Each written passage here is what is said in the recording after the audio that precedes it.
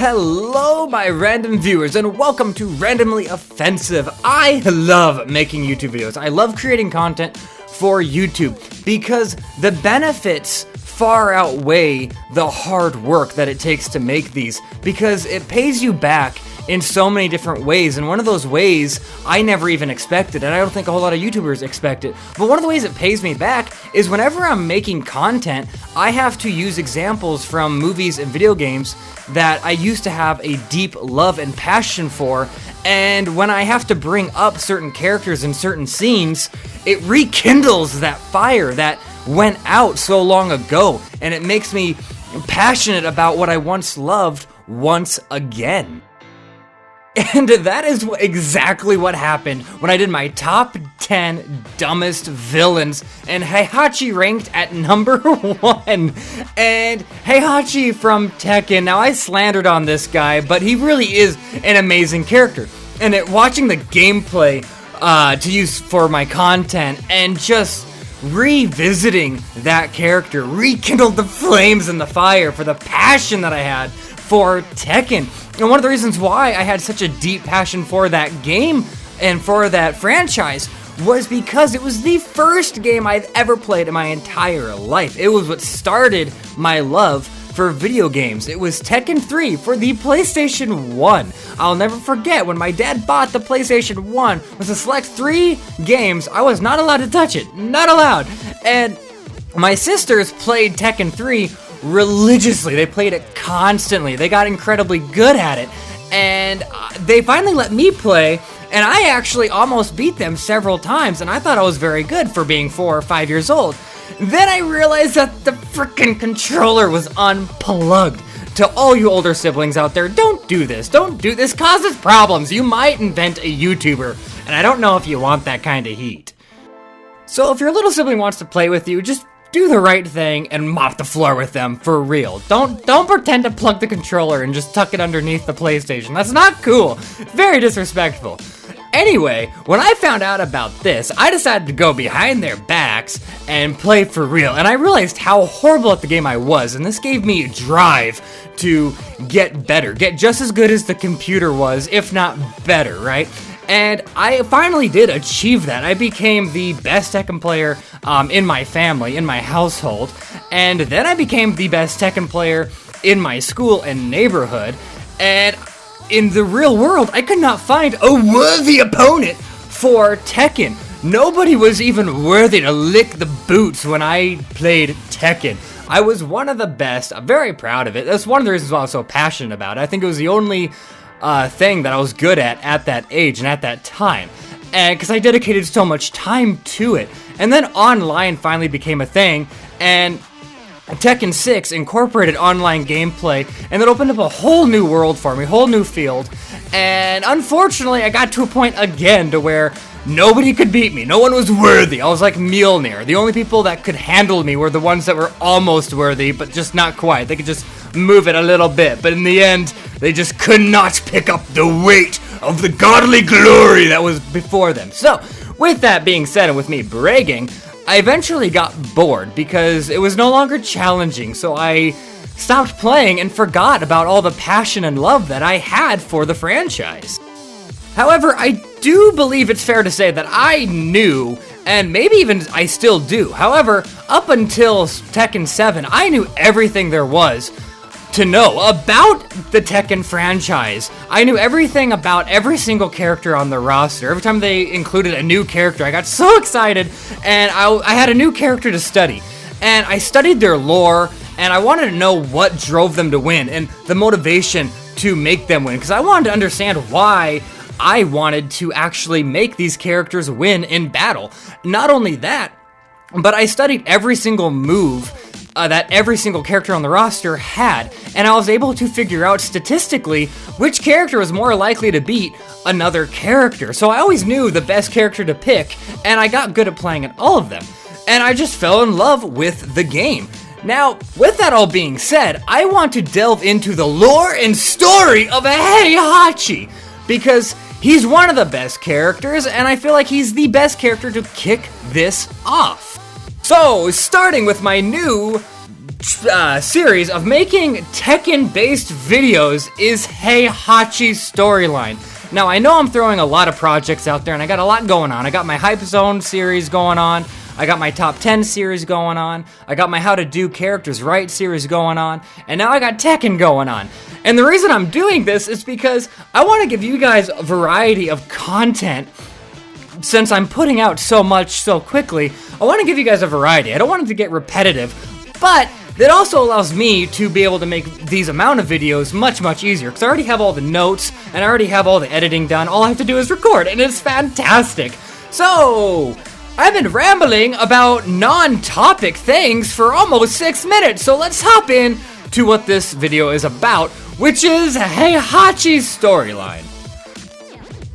Heihachi Mishima was born and raised in the Mishima Zaibatsu, and everything this guy did, his entire life, revolved around martial arts. He was born into martial arts, and it became a way of life, the only way of living. This guy ate and breathed martial arts, specifically karate, and his only goal in life was to become the strongest karate master in the entire world. Now, within his training, a young girl named Kazumi came into the dojo, and he was romantically attracted to her. And as the years gone on with them training together, they became romantically involved. And they ended up having a son named Kazuha Mishima. Now, their life seemed incredibly happy, and they had an amazing romantic life with a son, and this went on for 7 years. However, there was one day that Kazumi ended up getting sick, and taking care of Kazumi, the love of his life, she tried to kill him one day while having a fever. Now, he managed to defend himself and protect himself without bringing harm to his beloved wife. And when she woke up, she had no recollection of what she tried to do to Heihachi. And he just took it as a split personality issue.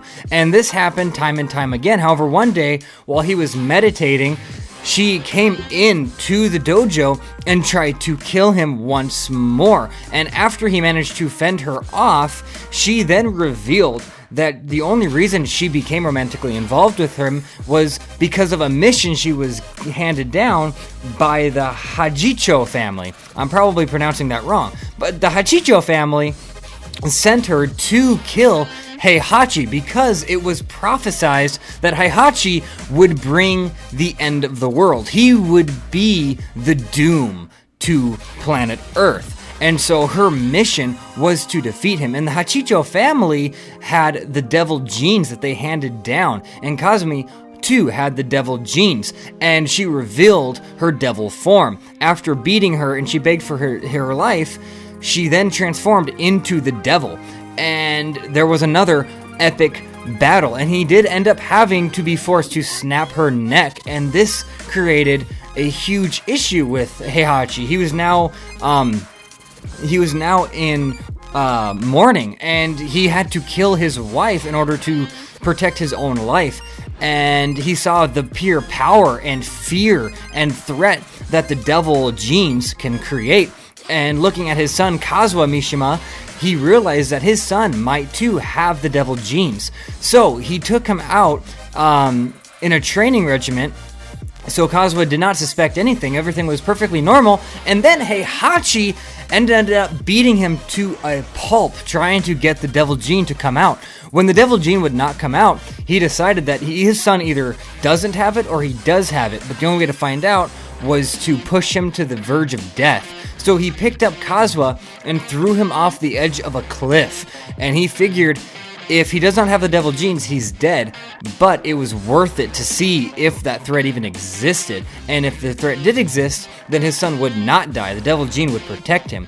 So he threw him off the edge of a cliff and presumed to kill his son. Now, the regret and the guilt that this man had to face by doing that, realizing that Kazuha did not have the devil genes, at least not at the time, and not that he thought of, he just killed his son for literally no reason after having to kill his wife. And so that was the beginning of Mishima and Heihachi Mishima. And so he began dedicating his life even more to just martial arts as a way of coping and getting away from his thoughts.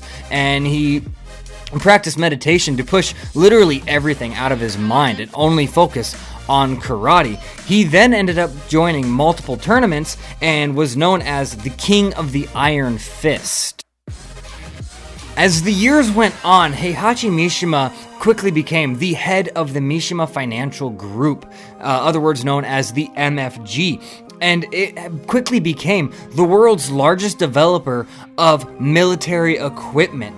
And Heihachi started hosting the Iron Fist tournaments because karate was his life, though this business was his pride and joy.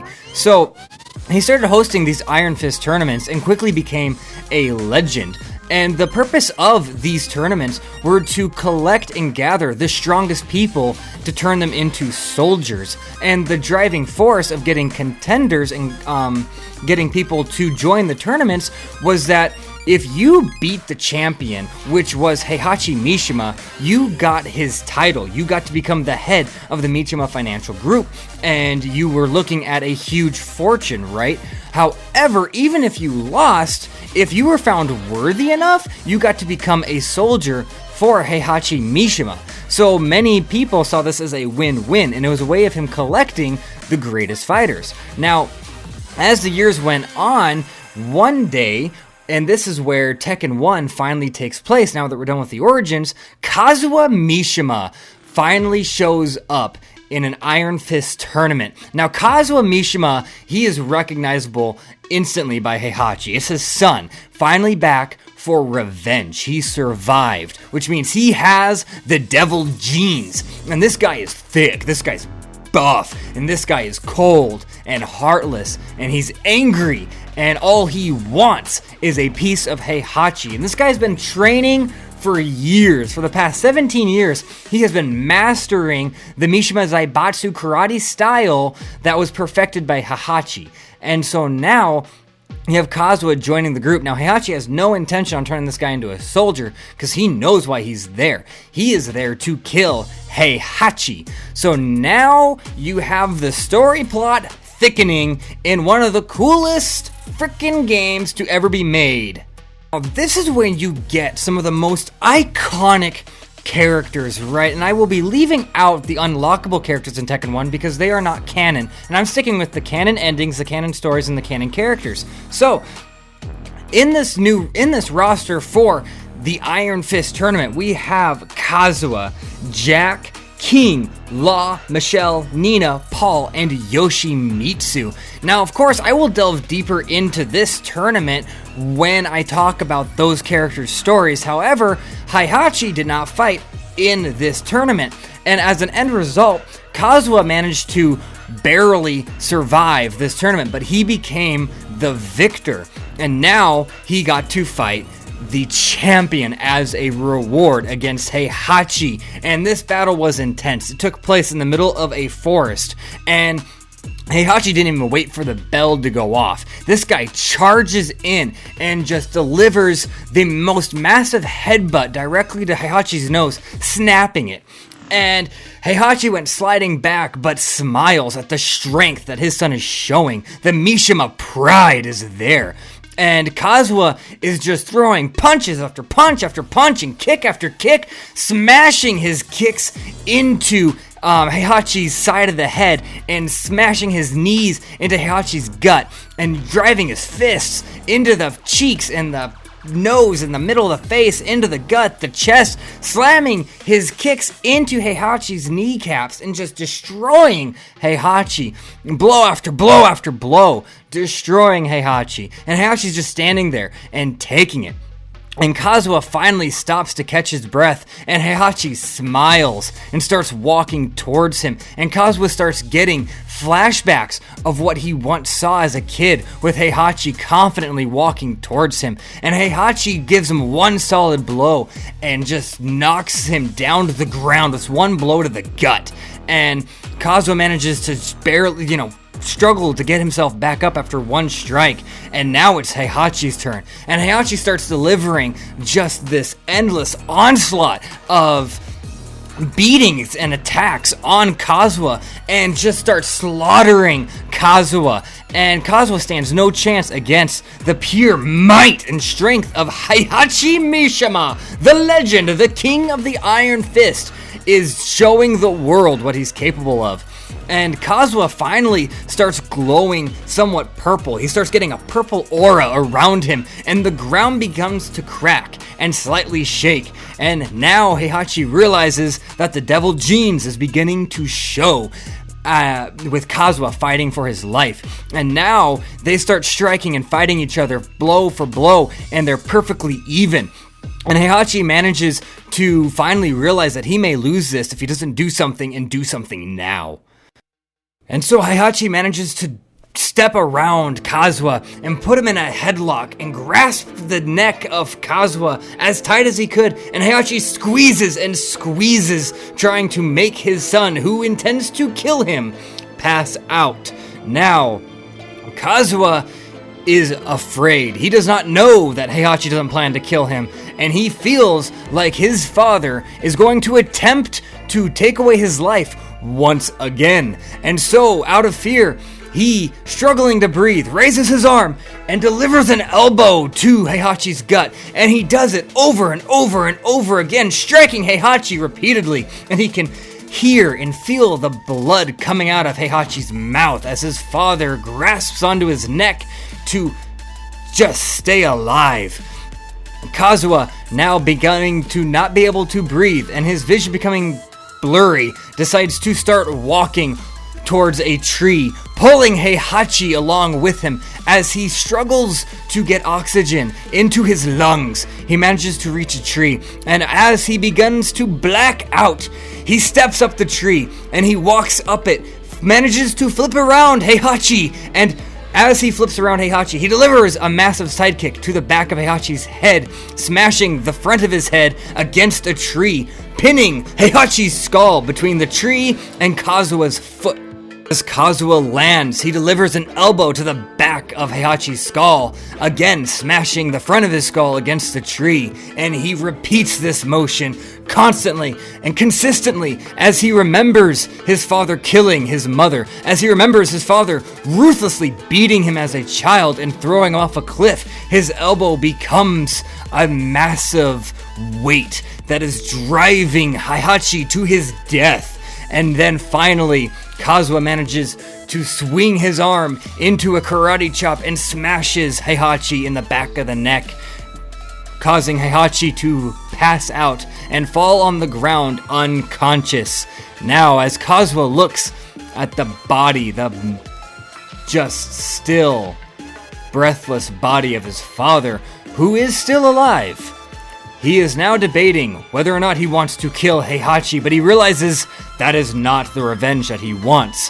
He wants Heihachi to wake up and realize that he lost to his son, that he lost everything. Kazuha's ultimate revenge is to take everything away from his father, take the Mishima name, take the head of being the MFG, take his title, take his job, take his money, and take his pride. And now Heihachi wakes up and has lost everything. This then kicks off the storyline of Tekken 2. Now, due to the non-canon characters in Tekken 1 creating a fan base and being recepted very well, a lot of them became canon in the sequel, along with brand new characters that were some canon and others not canon until Tekken 3. And this trend continues for the entirety of the Tekken franchise. Now, the characters that were not canon yet in Tekken 2 are Armor King, Kuma, P-Jack, Bruce, Roger, and Alex, so they will not be mentioned in this storyline. Also, I will not be mentioning all canon characters because not all canon characters are a part of Heihachi's story, but they will be mentioned upon future stories where they are involved, especially the ones that are about them. So, after the events of Tekken 1, Heihachi Mishima is suffering from his grief, from losing everything, losing his pride, losing his business, his company, losing his title, everything he had.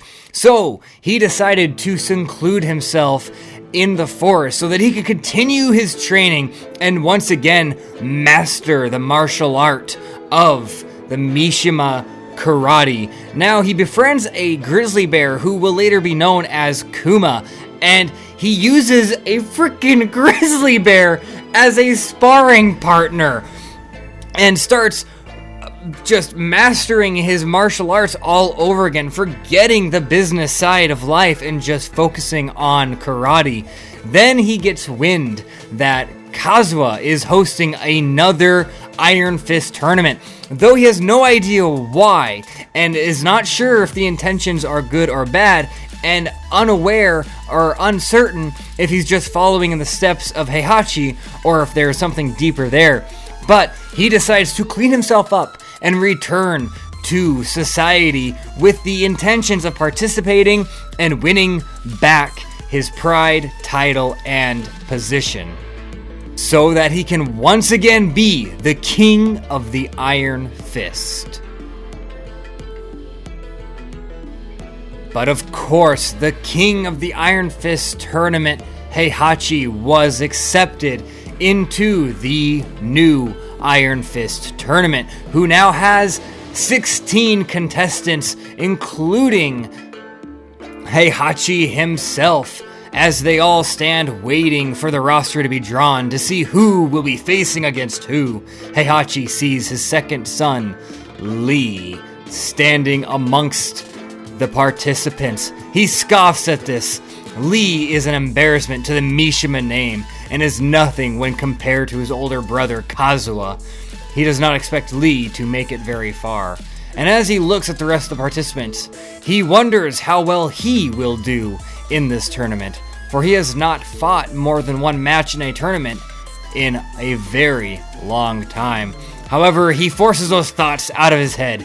He is the king of the Iron Fist, and he will mop the floor with every single opponent that he has. This Iron Fist tournament takes place on an island with a volcano located in the center.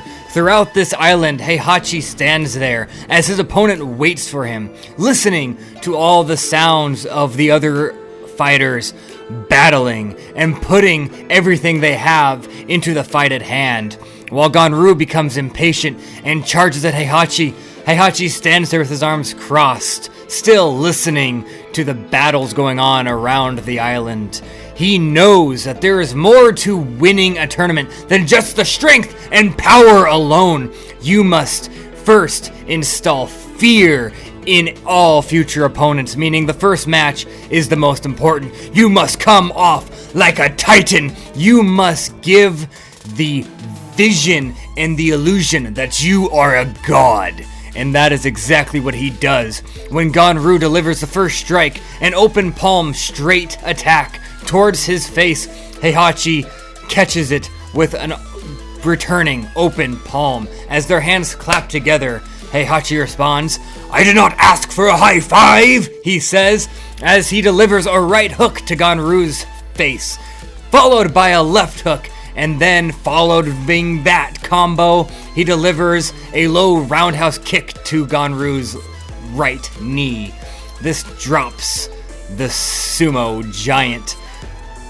Heihachi looks at him.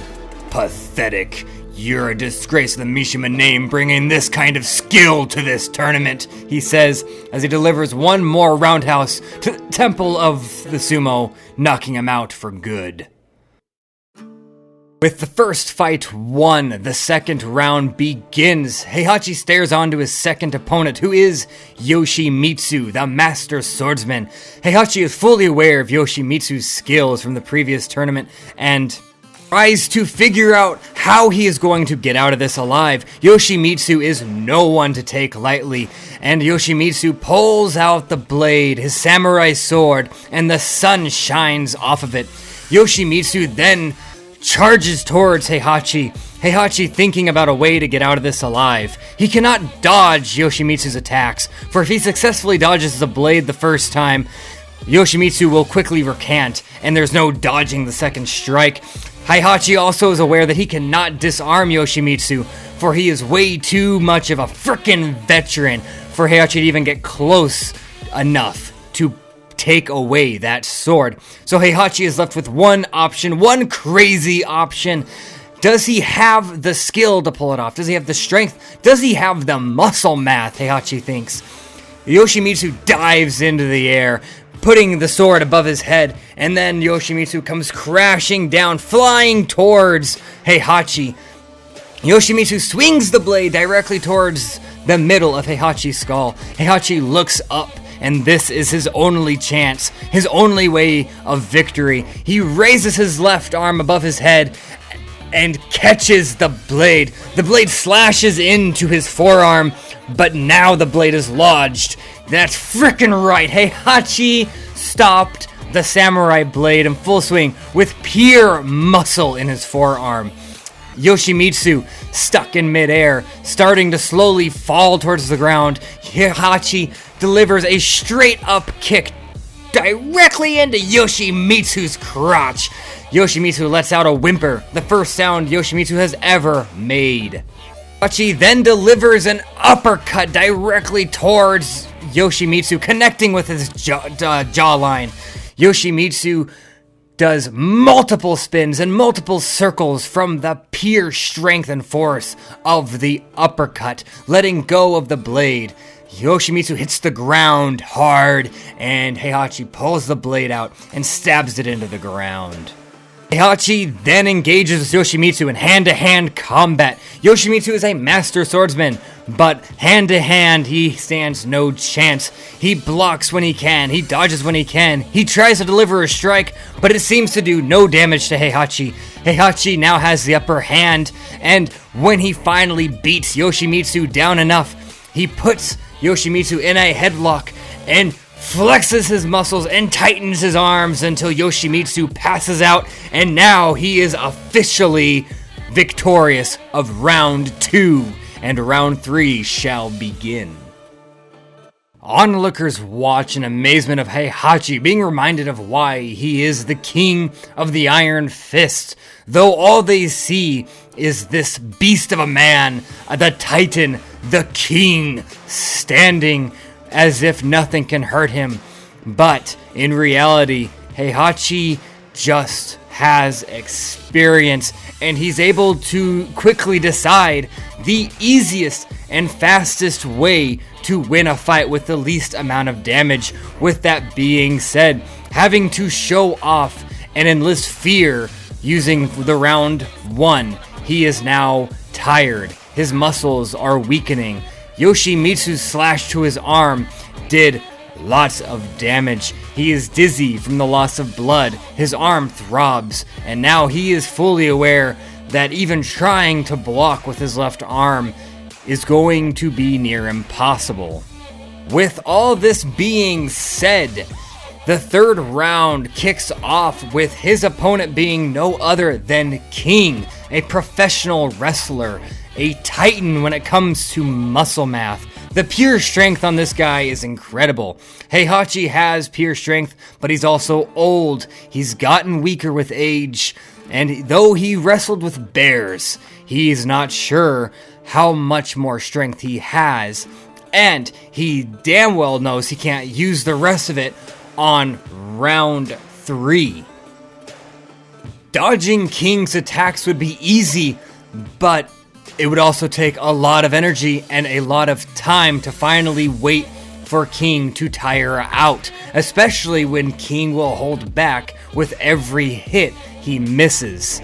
With that being said, time is no longer an ally to Heihachi, for he is losing blood, and he will only be able to go on for so long in this fight. He's fully aware he needs to save his energy and save his strength for the true fight, Kazuha. So Heihachi finally decides the best way to do this is let King put everything he has into every punch, but that means not dodging and not trading blows. He must absorb every strike from King. Now, yes, this will take a lot of energy, but it won't take a lot of time. The match begins. King takes a stance that seems more defensive. This is not ideal for Heihachi, so Heihachi stands his ground, gets his legs ready to just keep himself in one position, opens his arms up, flexes his muscles. "Come on, let me see what you got," he says. And so King charges and delivers a massive front kick. Now this was an incredible chamber kick directly to Heihachi's chest. Heihachi managed to not even move, not even budge, not make a whimper, though it hurt like hell and knocked the wind out of him. He looks at King and uses his hands to signal for more. This is when King was like, alright, this is what you want, like, give me an easy win. So King just starts throwing everything he has, just like Heihachi predicted, into these strikes. One punch after punch after punch after punch.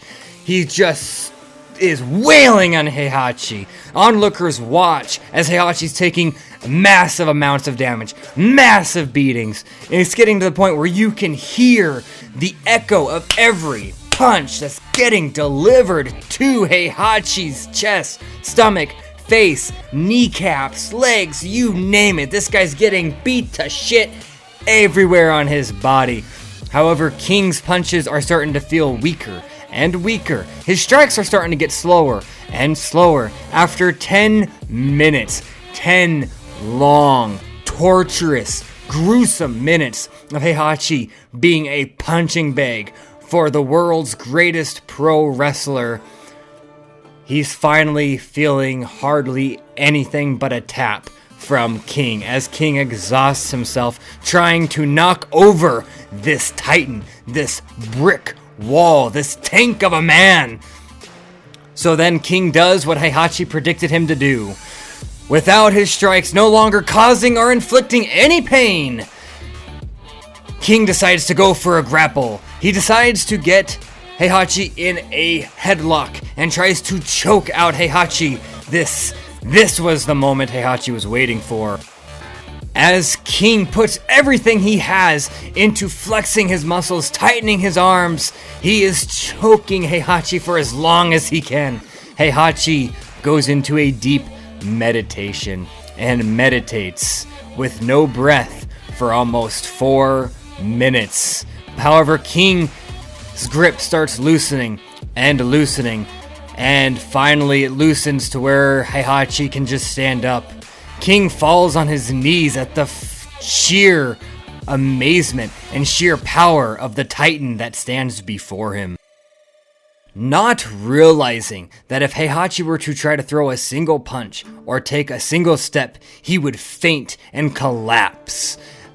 Not realizing any of that, King is under the impression that he is fighting some type of god and that he cannot even continue. At this point, King is grateful that Heihachi has not thrown a single strike. And with that, King resigns, not realizing the bluff of Heihachi. And Heihachi takes the third round. Finally, he gets a break before having to move on to the final round. He sits upon a log once he's left alone, and he starts whimpering, and he starts throwing up blood, grasping on his broken ribs, rubbing his fractured leg. He's in pain. He can barely breathe. He can barely think. He can barely stand. As he looks into the sky, he wonders, how is he going to successfully win the final round? And even on top of that, how is he going to beat his son? The first man that was strong enough to beat him in a fight. The first man to ever humiliate Heihachi is the man he will have to fight in this condition. Not only that, Kazuha has the devil gene. As Heihachi looks in the sky, he begins to wonder, is he going to fail? Is he going to lose a second time? Is the age of the King of the Iron Fist over? Alrighty, that is all I have to say for today. I will continue this again in part 2. So if you're interested, and if you made it this far, thank you very much. And if you're interested, look out for that video. Thank you guys so much for watching. Please do consider hitting the like and subscribe and share. It helps me out a lot. I'm a small channel. So yeah, don't get hit by a meteor. Take care of yourselves and bye. This was a lot of fun to make. Thanks for listening.